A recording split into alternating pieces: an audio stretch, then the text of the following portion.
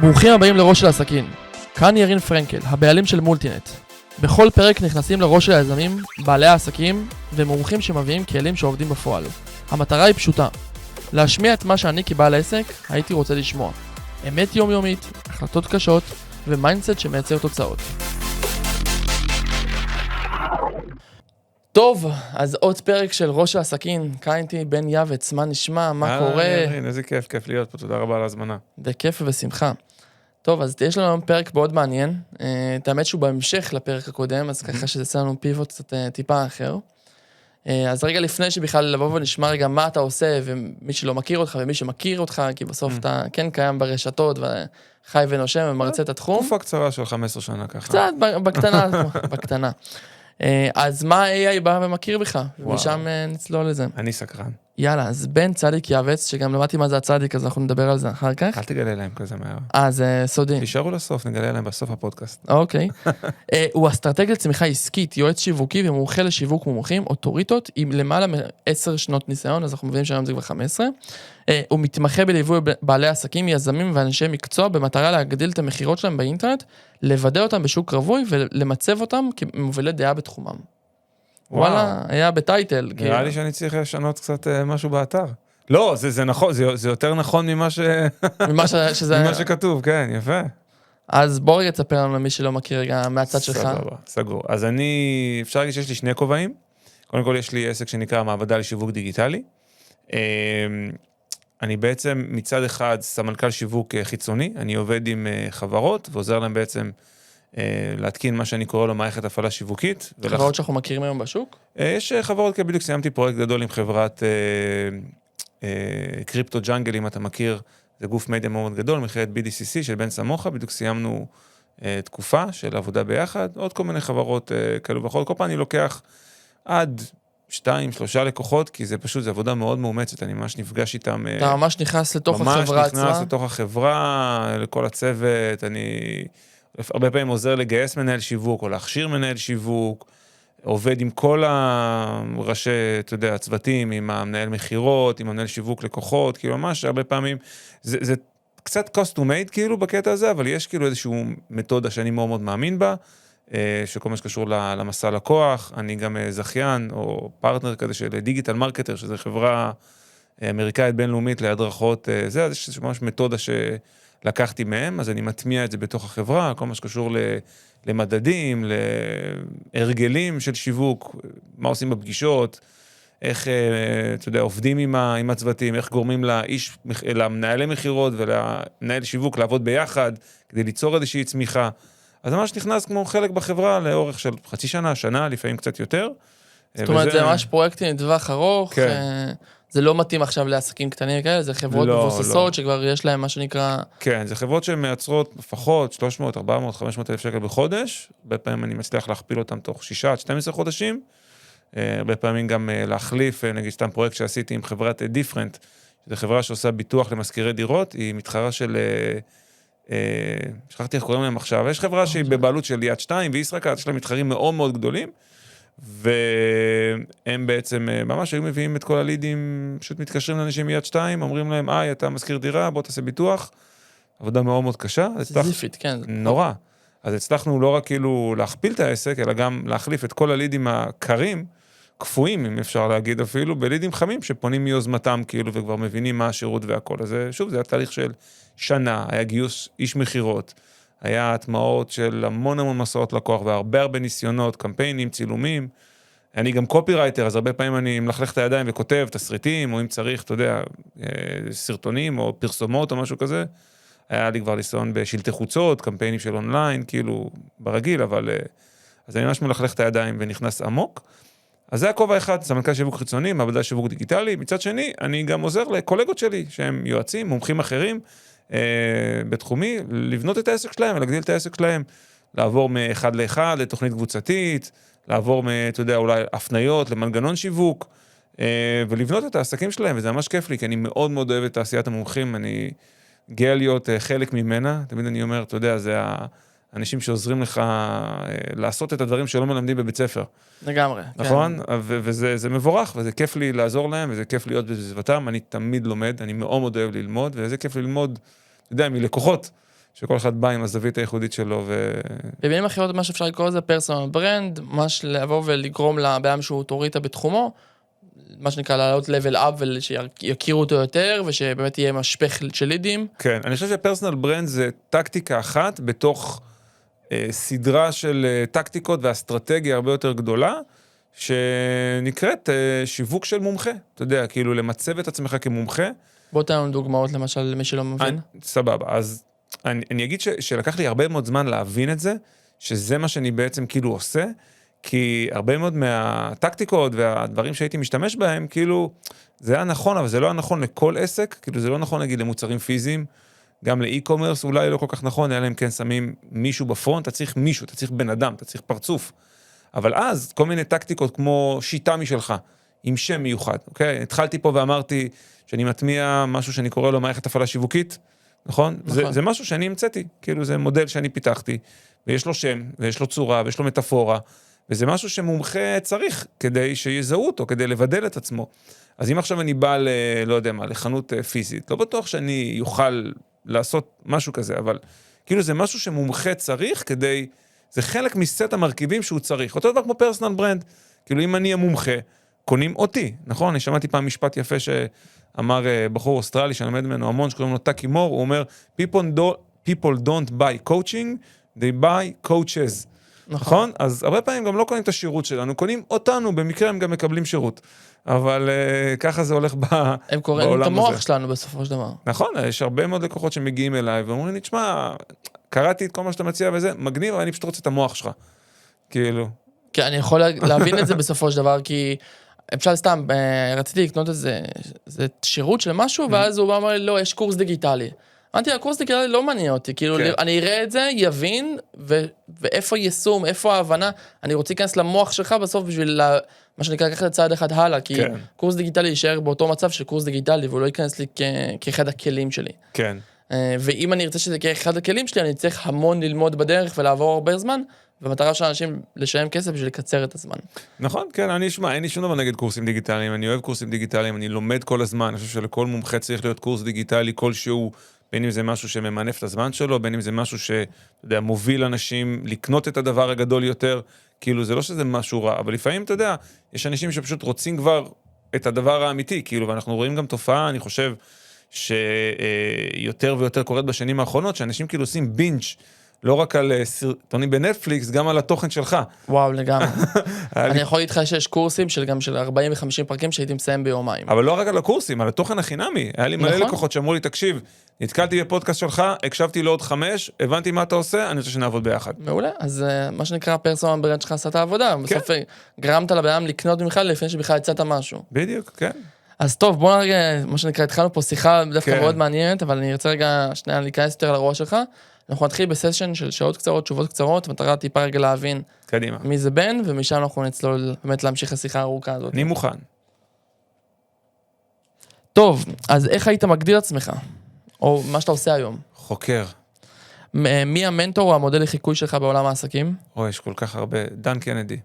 אוקיי, ספר שיווק או עסקים שכל היזם צריך לקרוא? E5 של טוד בראון. אתה יותר קופרייטינג וכותב שיווקי, או מנהל קמפיינים? לא, קופירייטר. אוקיי. קופירייטר, ברור.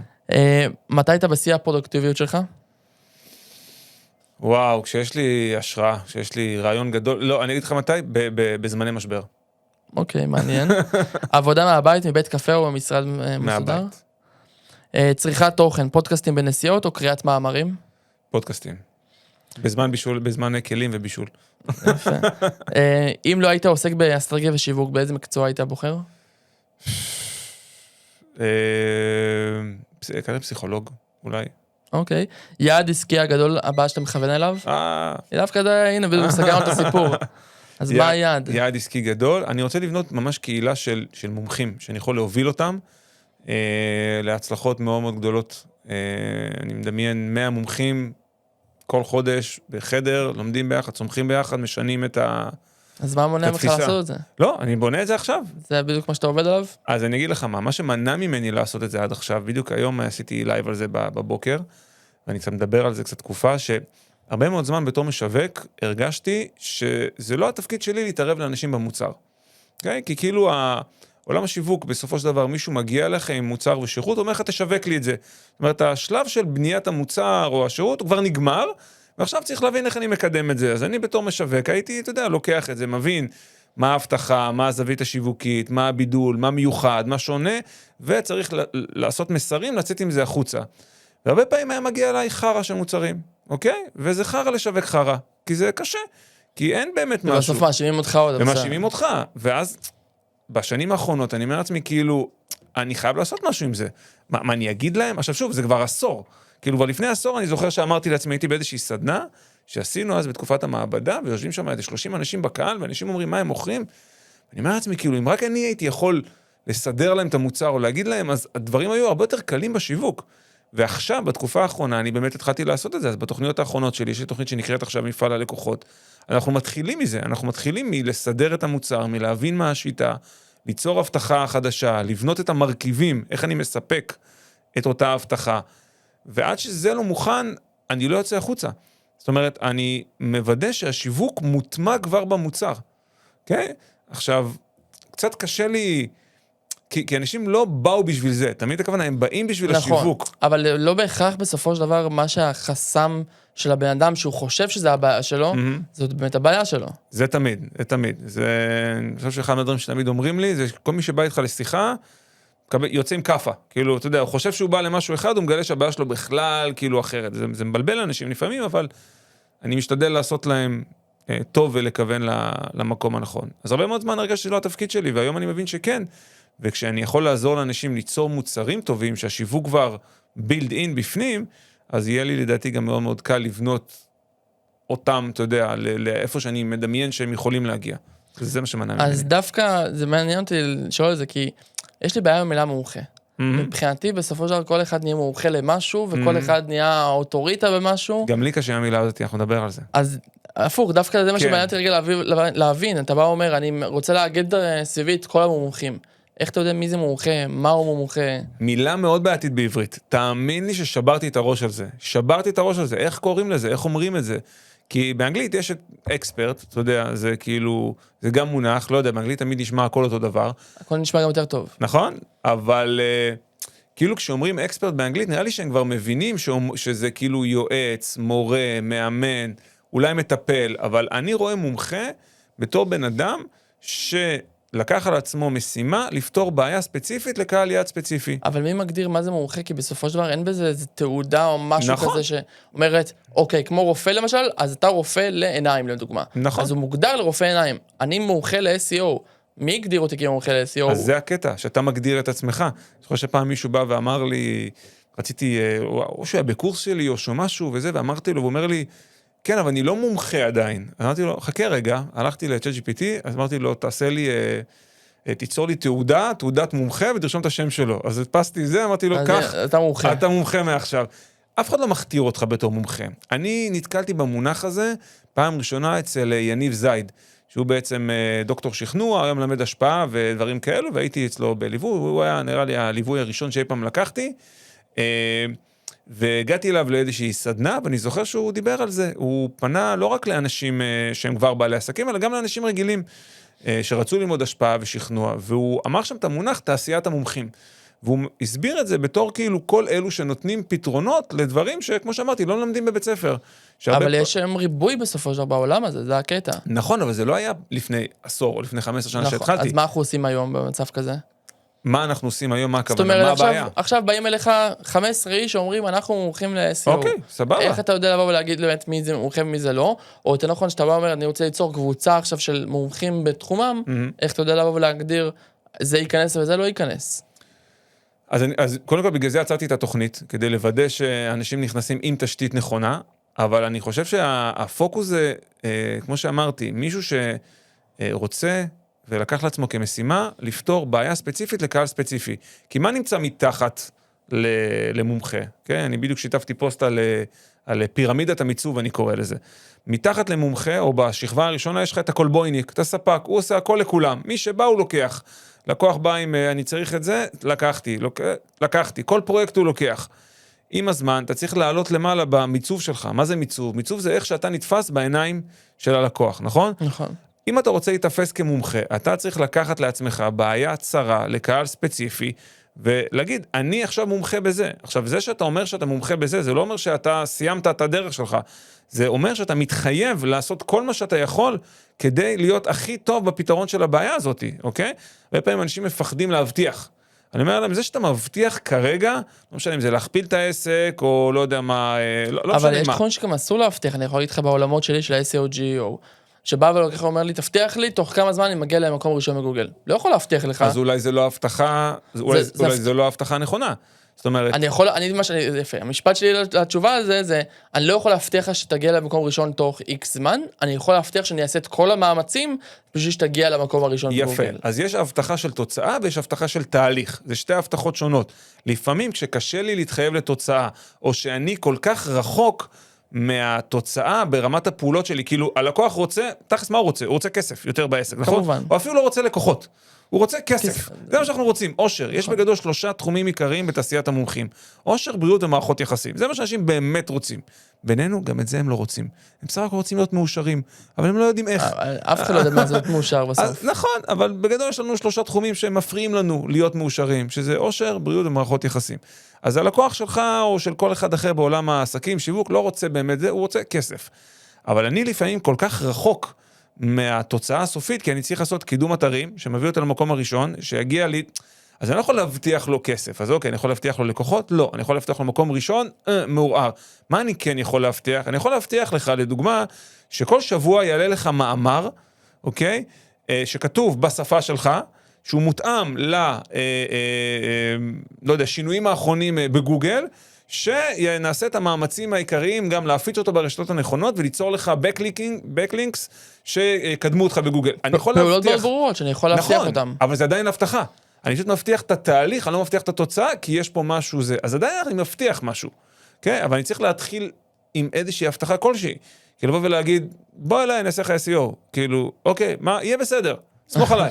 אז אין שם כלום. בוא נגיד, מי שאומר יהיה בסדר, כנראה לא בסדר אצלו. אבל אם אני מבטיח משהו כמו שדיברנו עכשיו, אני מבטיח שכל שבוע יעלה פוסט אחד. אז יש אימון, נוצר אימון בסופו של דבר מאחורי. נוצר אימון, ומצד שני, אני צריך לעשות את מה שאני צריך, כדי להבטיח שהמאמר יהיה מעודכן לגבי הדברים האחרונים בגוגל. זה אומר שאני צריך ללמוד על גוגל ולהתפתח בתחום, וזה אומר שאני צריך להבין איך כותבים דברים בצורה מושכת.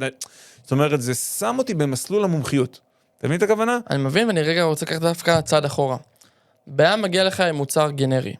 אומר לך, תקשיב, אני רוצה שתהפוך אותי למומחה. כן. בוא נעשה רגע לפרק את הצעדים בדרך. יאללה, בכיף. איך זה קורה? הצעד הראשון אנחנו הולכים לדייק את הלקוח, מנסים להבין רגע למי אתה פונה. אני מאוד אוהב לעבוד עם סקרים, יש לי שיטה שפיתחתי, שאנחנו ממש שולחים סקר,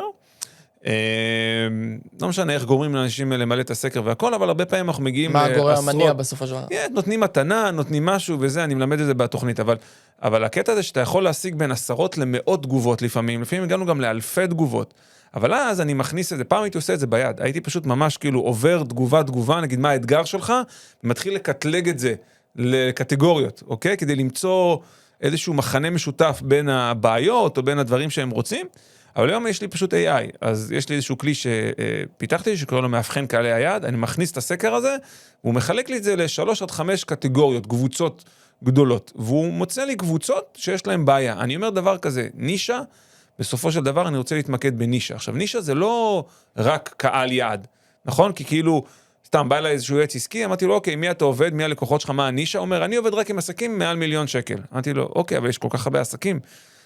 הם בתחום היצרני, הם בתחום השירות, הם בתחום האי-קומרס, איזה? לא, כל מי שמעל 1,000,000 שקל. אמרתי לו, אבל זה לא נישה, אחי, זה סתם קטגוריה. נישה זה אומר לקחת בעיה ולקחת בן אדם, או חברה, סבבה? והחיבור ביניהם, הדיאגרמת ואן, מה שנקרא ביניהם, זה הנישה. עכשיו, יכול מאוד להיות שיהיה לי קבוצה מאוד גדולה של אנשים, ואז אני אצטרך בעיה מאוד ספציפית. יכול להיות לי קבוצה מאוד קטנה של אנשים עם בעיה מאוד מאוד גדולה. אבל נראה לי חשוב גם להדגיש, כי בסופו של דבר, וזה קורה הרבה שם של סתם, אתה רואה איזה מומחה, נגיד לשיווק, לעורכי דין, אבל מצד שני יש לו גם הרבה סוגי לקוחות אחרים, אבל מה שהוא מדבר עליו זה שהוא לעורכי דין. בסדר גמור, יופי. אין בעיה לקבל עוד סוגי לקוחות. בדיוק. זאת אומרת,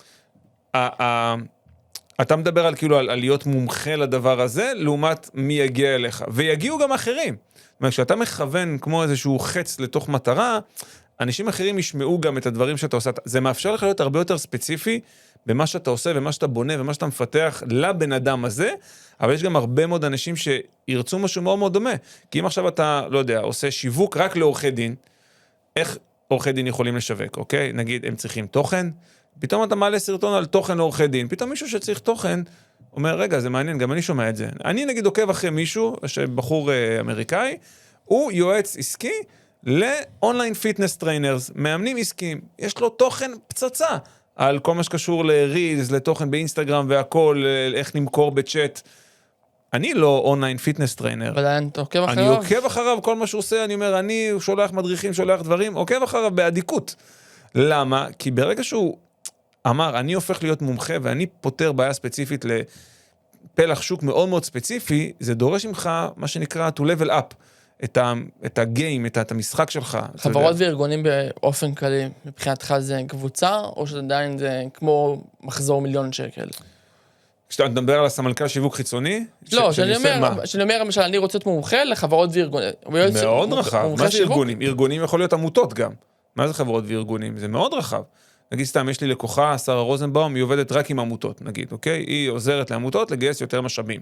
מאוד מאוד ספציפי, אוקיי? אפשר לעשות את זה עוד יותר ספציפי, אבל צריך לזכור שגם אנחנו בישראל בסופו של דבר, אוקיי? אנחנו שוק מאוד מאוד קטן. זאת אומרת, לבוא ולהגיד, אני עוזר רק לעמותות, לבעלי חיים. אז הוא יגיד לך, הנה, זה עמותה, אז אני לא אעזור. יש לי 10 כאלו. לא, אבל כאילו, אנחנו שוק קטן. אתה אומר גם שוק קטן. אנחנו שוק קטן. זאת אומרת, אני צריך לבחור נישה, והיא צריכה להיות מספיק רחבה, כדי להיות, אתה יודע, בישראל, הגיונית להתמקד בה. אז אני לא יכול לקחת רק, אתה יודע, להתמקד רק ביועצים עסקיים. אני מומחה שיווק רק ליועצים עסקיים שמוכרים אונליין. כאילו, כמה יש כאלו? 100? כאילו, שוב, יכול להיות שאתה גם לא צריך כל כך הרבה, אבל צריך למצוא את הדווח המתאים. אבל חברות וארגונים זה מאוד רחב. איזה חברות, איזה ארגונים. Okay? סכום כסף זה קטגוריה אחת. תחום פעילות זה תחום אחר. יש לי נגיד לקוח שהוא עושה אימייל מרקטינג. Okay? הוא עושה את הניוזלטרים, את כל הסדרות מסרים במסע לקוח והכל. ודיברנו, והוא רצה להתמקד, והוא החליט להתמקד בחברות e-commerce, הכי מתאים להם. כן, מתאים לו e-commerce, הוא מאוד אוהב את זה. אמרתי לו, בוא נתמקד רגע עוד יותר. בדיוק, גם חברות e-commerce זה מאוד מאוד גדול. בוא נתמקד רגע עוד יותר. ב-e-commerce, יש כאלו שעושים נגיד דרופ שיפינג, ויש כאלו שהם ממש יצרנים וזה. עם מי אתה רוצה לעבוד?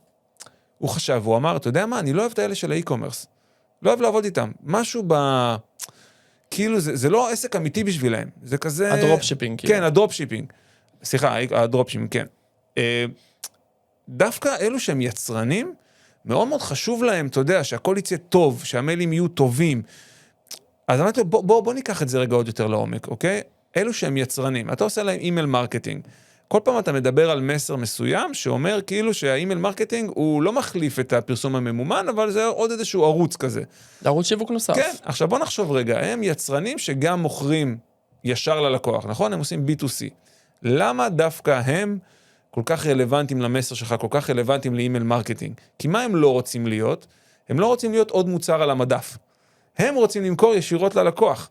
אבל מה קורה כשהם מפרסמים בפייסבוק? מה הם הופכים להיות? עוד אחד מהם. עוד מוצר במרקטפלייס של פייסבוק. זאת אומרת שלא רק שכאילו אימייל מרקטינג יכול לעזור להם, זה גם הבחירה הטבעית שלהם. ואז אמרתי לו, תעשה להם מסר. תגיד להם כאילו, אתה לא רוצה להיות עוד מוצר במדף, אז למה אתה שם אתה יודע, את הדברים שלך בפייסבוק? ועד הסלוגן, כאילו. בדיוק, ואז זה לא רק סלוגן, זה תפיסה, זה מסר שכאילו עושה לבן אדם איזשהו סוויץ'. ואז אתה אומר לי, אם אתה מוכר ישירות ללקוח, בוא תשווה גם ישירות ללקוח. אז בוא נעלה במדרגה הבאה, בחרנו נישה, מה הלאה? אחרי שבחרנו נישה, צריך לעשות מה שנקרא לתעד את השיטה. וזה מתחיל מההבטחה שלי. יש לי לקוח שיש לו בעיה מסוימת, מה ההבטחה שאני יכול להבטיח לו? Okay, מה אני יכול באמת להגיד לו שאני יכול לעזור לו להשיג? והרבה פעמים ההבטחה צריכה להיות מספרית. יש איזשהו נוסחה כזאת או תבנית שלמדתי NLP, גם מאמנים משתמשים בזה, שנקרא SMART goal, שזה כאילו specific, measurable, attainable, relevant, time-based, אוקיי? וזה אחלה תבנית, איך אני עושה מטרות. עכשיו, איך אני מציב מטרות, ואיך אני גם עושה הבטחות. כי רוב האנשים לא יודעים להציב לעצמם יעדים, נכון? רוב האנשים אומרים, אני רוצה לרדת במשקל. כמה משקל אתה רוצה לרדת, עד מתי, באיזה אמצעי, האם זה נכון לך לרדת בצורה הזאת, נכון? לא אנשים לא עושים את זה, אומרים מחר דיאטה. עכשיו, מה קורה? הם מתבאסים כי זה לא מצליח להם, אבל אם אתה המומחה, עוזר להם בעזרת ההבטחה שלך ליצור לעצמם מטרה, נגיד, אתה אומר, אני הולך לעזור לך לרדת 10 קילו ב3 חודשים הקרובים, בעזרת, לא יודע, אימוני כוח היברידים, סתם אני מחרטט משהו, בסדר? כן. זאת אומרת, פתאום האדם אומר, רגע, אוקיי, זה נשמע לי טוב, נשמע שאני יכול לעמוד בזה, נשמע לי שזה רלוונטי, אז קודם כל אני צריך הבטחה מסוימת. ואני אומר, הבטחה צריכה איזשהו סימן, או דולר, או אחוז, או סולמית, שזה כאילו כמות. אוקיי? כי בסופו של דבר, אבל אני רגע אחזיר למה שאמרנו מקודם, כי יש תחומים שאתה לא יכול להבטיח משהו ספציפי, אתה יכול להבטיח תהליך. נכון, אז תבטיח מאמר אחד כל שבוע. נכון? אתה תקבל 4 מאמרים בחודש, 12 מאמרים ברבעון, כאילו, אתה יכול להבטיח את זה. אבל ואז מה יוצר אותי כמומחה שעושה שונה מכל שאר המשווקים האחרים, לדוגמה? בקטע הזה של בדיוק, בקטע הזה של הזה. בקטע של תהליך, כי אם אני לא מבטיח תוצאה מסוימת, אז כולם מבטיחים תהליך, כולם יעשו אותו עבודה, אז מה שוני בסוף? אז צריך להיכנס פה לבפנים ולהבין, רגע, אז מי הקהל? אוקיי? האם זה נגיד מאמרים, סתם אני אומר, נגיד אנחנו עכשיו אומרים, אנחנו פונים, תן לי נגיד איזשהו סוג של ארגון או משהו, תן לי איזה נישה נגיד. ביטוח, חברות ביטוח. מדהים, אז אנחנו הולכים לעשות את המאמרים של הביטוח הכי מונגשים וכיפים לקריאה שיש בתעשייה הזאת. אוקיי? כולם עושים מאמרים יבשים, מאמרי SEO, אנחנו הולכים לעשות לך מאמרים שאנשים משתפים. אופה, זה נהיה מעניין עכשיו. הבנתי, ואז אתה משנה את הנישה. אתה מבין את הכוונה? כן, זה עדיין הבטחה. אתה הולך לקבל 4 מאמרים בחודש, אבל לא סתם מאמרים שהלקוחות שלך ישתפו עם אחרים. זה מעניין. זאת אומרת, הבידול הוא לא בהבטחה, כי הנה, זה הקטע. כמה כבר שונה אתה יכול להיות בהבטחה? אוקיי? אתה לא יכול להיות שונה. אתה לא יכול להיות שונה בהבטחה. נכון? כי אם עכשיו אני אומר, תרד 10 קילו, השני יגיד, תרד 12 קילו, תרד 15 קילו, בשלב מסוים זה כבר נהיה חרטה. כי כמה כבר אפשר לרדת, נכון? אי אפשר לרדת. קבל ריבועים, כן, תוך חודש. כן, זה לא קורה, נכון? קילו בשבוע, זה בין חצי קילו לקילו לשבוע, זה ירידה ממוצעת נורמלית. מעבר לזה, זה כבר דיאטת קסח, זה כבר פוגע בבן אדם. אז אנשים הוגנים, מוסריים, לא יבטיחו משהו יותר מזה. אז זאת אומרת, אני תמיד נמצא במין טווח הבטחה שאני יכול להבטיח. ואז אנחנו גם נוטים בסוף בין המומחה לבין הנוכל, זה גם קטע. לגמרי, אתה לא רוצה להיות הנוכל, נכון? כי אם אתה לא עומד בהבטחה שלך, אתה נוכל, נכון? אז אני אומר, הטווח הבטחה שלך הוא ממוצע. יש גבול לכמה אתה יכול להבטיח, ויש את הביטחון שלך, יש את הכלים שאתה מפתח. אבל מה שיכול לעזור ליצור את הבידול, זה המנגנון שמספק את ההבטחה. אוקיי? תמיד הכוונה, זאת אומרת, יש משהו בתוך התהליך שלך, בתוך השיטה שלך, שהוא הדבר שמספק את התוצאה. כי אם אני אומר לך, אתה תקבל 4 מאמרים, וזה יקדם אותך בגוגל. למה זה יקרה? אז אחד יגיד, כי אנחנו, לא יודע, עושים מחקר מילות מפתח כל 24 שעות, ומעדכנים תמיד לפי המדדים, לא יודע מה. כן. השני אומר, תקשיב, אנחנו לא מעסיקים פה כותבי תוכן, מעסיקים פה סטנדאפיסטים. זאת אומרת, יש פה כל... יש משהו ייחודי בסוף בדרך עבודה. יפה, בגלל זה אני אומר, זה לתעד שיטה. תן לי הבטחה, היא לא חייבת להיות משוגעת, היא יכולה להיות הבטחה שגם אחרים עושים, אבל מה השיטה שלך להשיג אותה? יש משהו מאוד ייחודי בניסיון חיים שלך, בכלים שלך, במיומנויות שצברת במהלך החיים, שעוזר לך לספק הבטחה כמו מישהו אחר, אבל בדרך ייחודית. אמרתי לך שנכון, שאלת על הספר, ספר טוב, אז סיפרתי על E5 של טוד בראון. כן. טוד בראון הוא משווק אמריקאי, מאוד מוכר, direct response, יש לו משהו שנקרא ספקטרום ההבטחה. והוא אומר שבשיווק אתה מתחיל עם הבטחה, ואז כולם עושים את אותה הבטחות, אבל אז השלב הבא זה לעשות הבטחה extended, כאילו להרחיב על ההבטחה. אז אם בהתחלה אמרתי לך, אתה תרד במשקל, שלב הבא זה, אתה תרד 10 קילו במשקל. אבל אז כולם אומרים, תרד 10, 12, 15, או אתה יודע, תוסיף 50,000, 100,000, 200,000. אוקיי. מה השלב הבא? אז השלב הבא זה המנגנון הייחודי. זאת אומרת, זה להסביר איך אתה הולך להשיג את ההבטחה עם המנגנון הייחודי, בעזרת משהו. אוקיי? ופה כבר נכנס הבידול, והרבה שווקים כבר נמצאים פה. הרבה אנשים מפחדים להבטיח, שכאילו כבר השוק כל כך התקדם הלאה, נכון. כאילו שוק הדיאטה, אתה לא יכול בלי מנגנון ייחודי היום. כאילו, אתה לא יכול להגיד, בואי אני אצליח לרדת במשקל. אנשים אומרים, איך? שמעתי הכל, ניסיתי הכל, איך? מה מיוחד אצלך? וזה השיטה. אז אני צריך הבטחה, ואז שיטה. אוקיי? אוקיי, אז מה הצעד הבא אחרי זה? הצעד הבא, אני קורא לו להפוך מגבלות למרכיבים.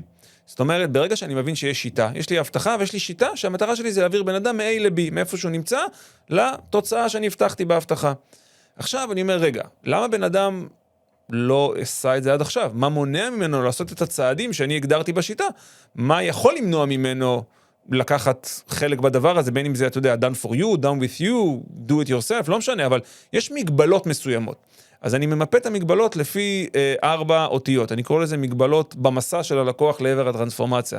אז יש לך בזבוז, יש לך מאמץ, יש לך עיכוב, ויש לך, מה אמרתי? אמרתי, במסע, עין, עיכוב, במסע, ויש לך סיכון, סליחה, סיכון, תמיד זה מתבלבל לי בסדר. ויש לך סיכון. זאת אומרת, יש דברים שאתה אומר ללקוח, אתה צריך, לא יודע מה, עכשיו, אני צריך ממך מאמרים, אוקיי? אז השלב הראשון זה לראיין אותך. ואז לקוח אומר, אין לי זמן לראיון. אוקיי? מה עכשיו ראיון? ואז אתה אומר לו, אתה יודע מה? אני צריך למצוא לזה פתרון. איך להשיג את התוכן מאותו בן אדם, בלי שהוא יצטרך להתראיין כל שבוע, או משהו כזה. זאת אומרת, אני הופך את המגבלה לאיזשהו שאלה. איזה יתרון ייחודי. בדיוק, ואז אני אומר, רגע, מה אני יכול לעשות? אולי במקום לראיין אותו, אני יכול נגיד לבקש ממנו את כל התמלולים של הרעיונות שהעיינים. אולי אני יכול ליצור מערכת של כל הפגישות שלו, הוא שולח לי ואנחנו מתמללים את זה. אולי במקום זה אני נותן לו בונוס. פעם בחודש אנחנו עושים פודקאסט ביחד, יש לי פעם פודקאסט, בואו ננצל את זה. במקום שאני אכתוב מאמרים, אנחנו עושים פודקאסט, ואז אני לוקח את הפודקאסט איתו, ואת כל מה שהוא אמר לי, הופך את זה לרעיונות. ואז זה נהיה חלק מהסיסטם הייחודי שלי. זאת אומרת, לא רק שהשיטה שלי ייחודית, המרכיבים בתוך שמאפשרים לי לספק את השיטה, יכולים להיות ייחודיים. זה כבר 2 שכבות של ייחודיות. מבין? אז כל אחד יש לו את הדרך שבה הוא מסיר את המגבלות במסע של הלקוח לעבר הטרנספורמציה. ואז תכלס אתה באמת יכול לבוא ולהפוך את המומחה באמת למומחה, כי הוא פתאום שונה מכל השאר המומחים שבסוף הם נוכלים, אבל... בדיוק, בדיוק. אתה גם, הרבה פעמים אתה גם מאמת אותם קצת. אתה יודע, זה קורה לי. כאילו, אימתת אותם עם ההבטחה. כאילו, אני מכריח אותם לעשות הבטחה כלשהי, מספרית כלשהי. גם זה יש לי כמובן כלי AI, בניתי את בוני הבטחת החלומות, הוא מראיין אותם, ועד שהם לא נותנים לו, הוא לא משחרר אותם, כאילו, אתה יודע, יש לו כזה הגדרות. כן. ואז אנחנו מתעדים את השיטה, ואז אחרי השיטה אני בעצם יוצר הופך את המגבלות למרכיבים, וזה הופך להיות כבר חלק מההצעה שלי. זאת אומרת, כשאני יוצא לשוק עם איזושהי הצעה, אז אני רוצה גם מה ההבטחה שלי, אוקיי? מה אני רושם, מה אנחנו הולכים לעשות, מה המרכיבים שעוזרים לי להעביר אותך בהבטחה, מה השיטה, מה 3 שלבים שאם אנחנו נעשה אותם, אנחנו נשיג את התוצאה, ואז אתה יודע, יש אחריות, יש תנאי תשלום, יש דחיפות, יש נדירות, זה כבר חלק מתוך ההצעה הזאת שאני יכול לעשות. אבל פתאום יש לי מוצר שהוא מאוד, לא רק מיוחד ושונה ומתאים לי, אלא הוא גם מגובש. הרבה פעמים לאנשים אין מוצר מגובש, הם מתחילים אבל בסופו של דבר, אבל איך אתה מתאים את זה עבור כל לקוח בנפרד? כי בסוף אם אתה בא לו עם הצעה ספציפית, אז הוא אומר לך, אוקיי, ההצעה הזאת לא בדיוק מתאימה לי, כאילו אני צריך לא X, צריך X+5, סתם אני זורק. אז זה הכוח של מומחה.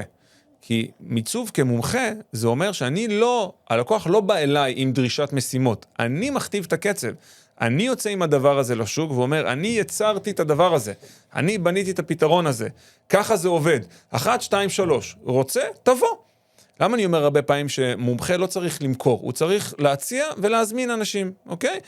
כי אתה רגיל לקבל שיחות מאנשים, ואיך אני אתאים לך את זה, מומחה בא עם הדבר, אומר, זה הפתרון שלי, ככה זה עובד, אני בחנתי, אבל זה לא בעיה שזה מוצר מדף?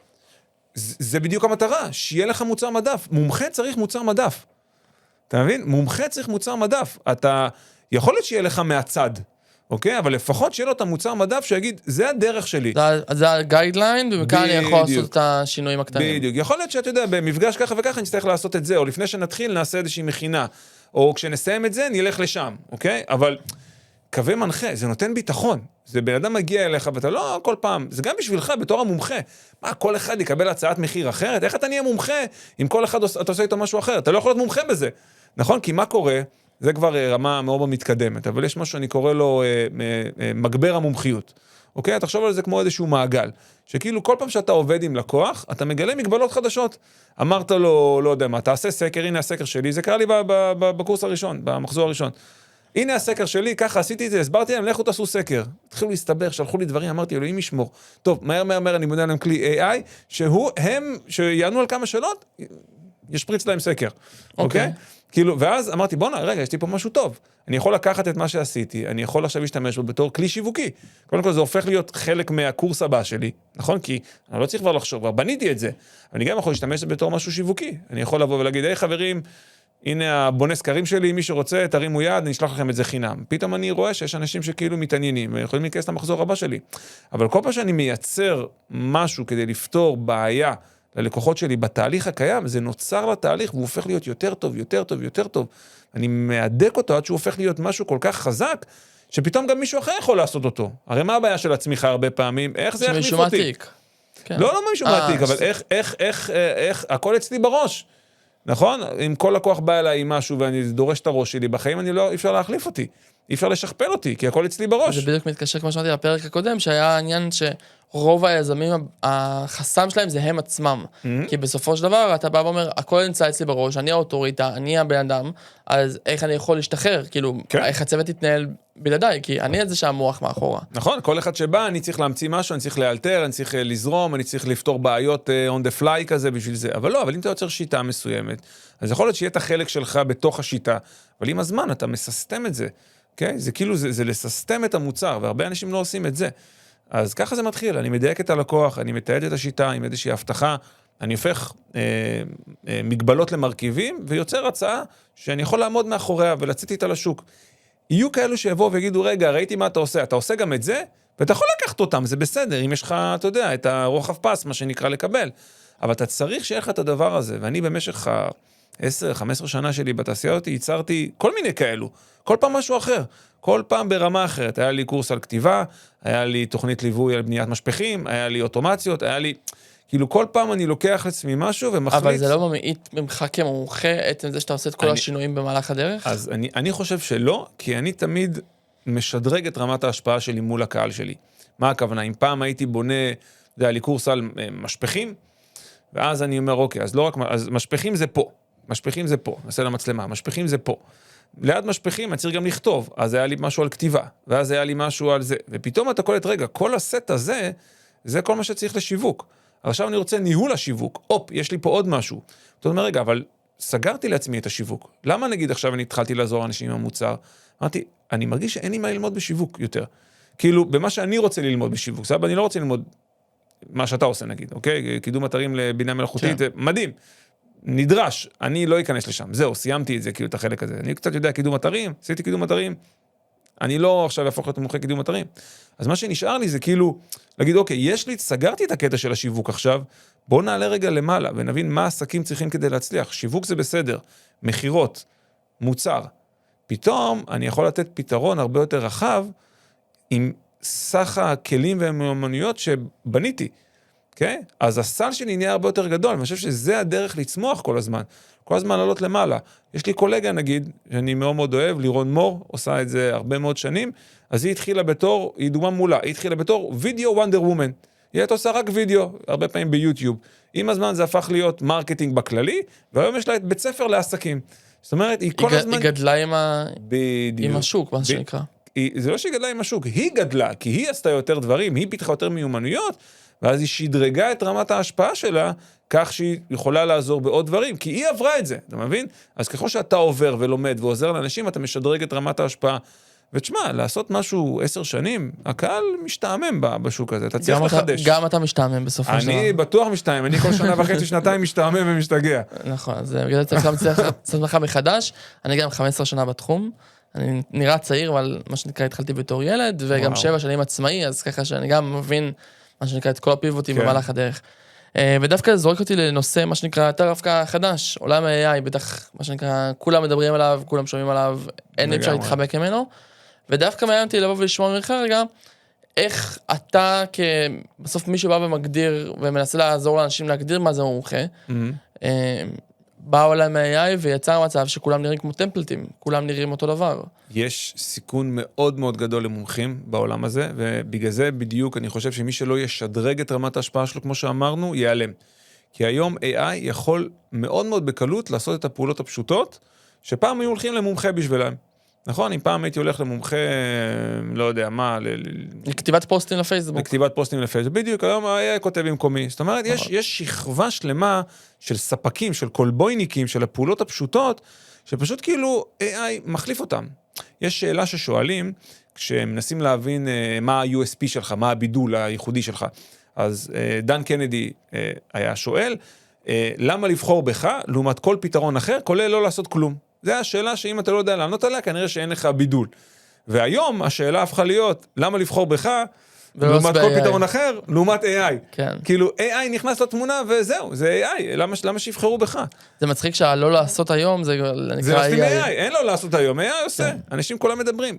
תשמע, כולם מדברים עם הצ'אט. האם כולם יודעים להשתמש בצורה נכונה? לא. ואני ספציפית, בגלל שאני מפתח את הכלים, אז אני מבקש מהלקוחות שלי בקורסים, תשלחו לי את השיחות שלכם עם ה-AI. את כל הטעויות שלכם. תנו לי להסתכל מה קורה. הוא אומר לי, זה לא עובד לי. אני אומר, מה עשית? שלחת לו את כל החומרים שלך. מה הקשר? הצפת אותו בשטויות? בטח שהוא לא יעבוד לך. כולה שאל אותך שאלה קטנה, נתת לו, קח את כל מה שאתה יודע עליי. אז אנשים לא יודעים לעבוד עם זה עדיין. אבל... אני אחזור רגע לשאלה דווקא. איך אנחנו מנטרלים את זה שלא כולם יראו בדיוק אותו דבר? ואני אקח את זה גם כמשהו גם ספציפית, כמיקוד. אנשים לא אוהבים להצטלם היום. יש הרבה אנשים כמוני גם לדוגמה, שלא אוהב לפתוח מצלמה. בגלל זה הפודקאסט הזה, זה המטרה שלו. טיפה מה שנקרא להוציא ממני אותי כירין, ולא רק את תמונות ופוסטים בפייסבוק. אז איך אנחנו יכולים לעשות את זה בצורה טיפה אחרת, בעולם של AI, שכולם נשמעים אותו דבר, נראים אותו דבר, כולם הם פוסטים של GPT שעושים מצוין. יפה. אני חושב שפה נכנס המקום של האותנטיות, של... היה קורס שלימדתי שנקרא לכתוב באמת. התפיסה מאחורה הייתה שכאילו יש תוכן שהוא בעל ערך, אתה יודע, איך עושים משהו 1, 2, 3, 4, כאילו, שלבים כזה, ואתה יודע, מאוד טכני, ויש תוכן אותנטי, שאנשים מספרים את הסיפורים שלהם ודברים שלהם. אבל אם אתה רק מספר את הסיפור שלך, או משהו שקרה לך, בלי פואנטה, בלי ערך, אז זה סתם משהו שקראתי. אתה קורא ואתה אומר, טוב, אוקיי, מה הוא רוצה, כאילו? אם זה סתם ערך, אז זה כאילו, אוקיי, נחמד, אני אשמור את זה, אבל מי הבן אדם מאחורה? ובקורס הזה של לכתוב באמת, עזרתי להם לחבר את זה, וליצור תוכן אותנטי, אוקיי? הייתי קורא לזה תוכן משמעותי, זה המונח, הטריידמרק שיצרתי, תוכן משמעותי. כי אתה כאילו, אתה לוקח את הסיפור שלך, ואתה מחבר לו משהו בעל ערך, אז בן אדם גם קורא אותך, אבל גם מקבל ערך מהדבר. אז או שאתה מתחיל עם סיפור, ושואל את עצמך, אוקיי, מה בעל ערך פה? או שאתה רוצה להעביר משהו בעל ערך, ואתה שואל, רגע, מה הסיפור מאחורה? איך הגעתי לזה?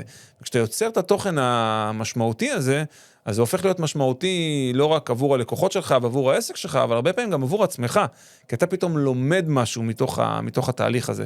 אבל זה הדרך לבדל, אתה לא יכול היום לא להיות בחוץ לדעתי עם הדבר הזה. או שתחליט, אוקיי, אני יזם שאני מפתח פתרון של AI, וה-AI הוא הפנים, ואני פשוט בונה איזשהו כלי, סאס או משהו, או שתגיד, אין ברירה, כאילו אמרת, הפרסונל ברנד, התוכן האותנטי, זה אחד מהשתי הדברים. כל האמצע, כאילו, נעלם, אין ברירה. ומה אתה אומר על המשחק בין לקדם חברה כחברה לעומת בן אדם? כי בסוף זה נהיה משהו שכבר כאילו מאוד מטושטש, והרבה אנשים דווקא בהתחלה, פעם, אני מדבר לפני 20-30 שנה, היו מקדמים חברות. נייקי, אדידס, כל זה, זה החברה. פתאום היום זה מקדמים אנשים. אילון מאסק, מרק צוקרברג, זאת אומרת, יש את מטה מאחורה, אבל בסוף מרק צוקרברג זה העניין, זה הבן שבפרונט. אל תשכח שגם בתור נייק, הם היו משלמים לספונסרים. מה הנעל הנמכרת ביותר שעשה להם הכי הרבה בכסף? ג'ורדן. נכון, בדיוק, ג'ורדן הוא הפנים.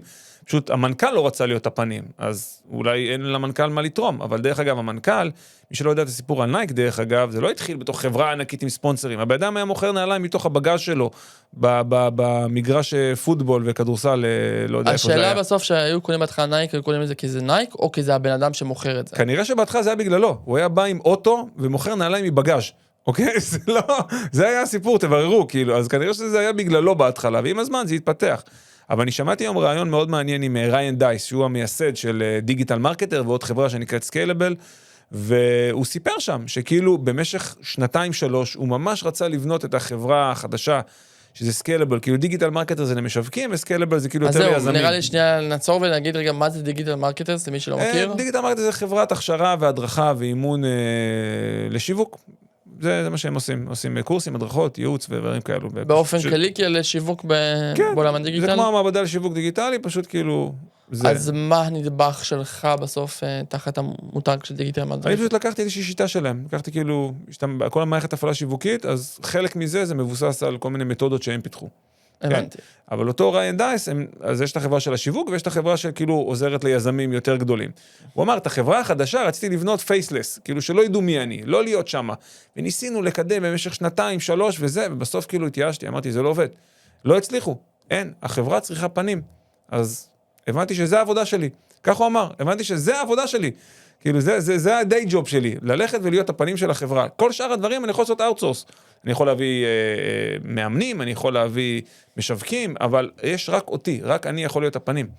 אבל זה גם עניין, כי בסופו של דבר אם אתה הולך למשהו שהוא מאוד אישי, לדוגמה, סתם נלך לתחום הייעוץ העסקי, לדוגמה, אז יש את ניר דודבני ויש את אלון גל בתות, והם האנשים בסוף מבחינתי האוטוריטה שמייצגים את החברה, ואז אתה בסוף אתה הולך למישהו מתחתם קטן שהוכשר לפני חצי שנה, שלא באמת, אין לו את הידע של ניר דודבני, הוא יכול להיות שהוא עובד לפי השיטות שלהם, אבל הוא לא הבן אדם. נכון, גם את טוני רובינס אתה לא יכול לקבל אחד אם תשלם $1,000,000, ואני לא יודע, גם היום הוא עושה את זה, בסדר. בגלל זה דיברנו על השיטה, אתה צריך לייצר איזושהי שיטה, אבל אני חושב שאתה צריך ליצור, אם אתה בסקיילים האלו, אתה צריך ליצור אלמנטים של מפגש קבוצתי עם המומחה, פלוס מפגש אחד על אחד להטמעה. הדברים מתחילים ליפול בין הכיסאות לדעתי, שכאילו או אין את המפגש הקבוצתי, השוטף. זאת אומרת שהמומחה יוצא החוצה. יוצא לגמרי החוצה, אתה לא יכול להיעלם לגמרי, אתה צריך לפחות לפגוש את האנשים שלך, לא יודע, פעם בחודש, פעם בשבוע, לא, אין לי מושג, כל אחד והגודל שלו, אבל אתה צריך להיות שם, צריכים להרגיש שאתה קיים, צריכים להרגיש שאתה מחזיק את הדבר הזה, והליווי זה כאילו ההטמעה של העקרונות של הדברים. זה מתחיל ליפול, שכאילו הבן אדם שהוא, אתה יודע, שמצמידים לך, הוא אמור להיות הכל. ואתה אומר, אבל הוא לא ברמה של אותו דבר. אבל בכלל, אתה יודע, היה לי לקוח גם כן שלקח איזשהו ייעוץ עסקי, הוא אומר, בוא'נה, אבל כולם שם שכירים. אף אחד שם לעולם לא היה לו עסק. מה הם מבינים על עסקים?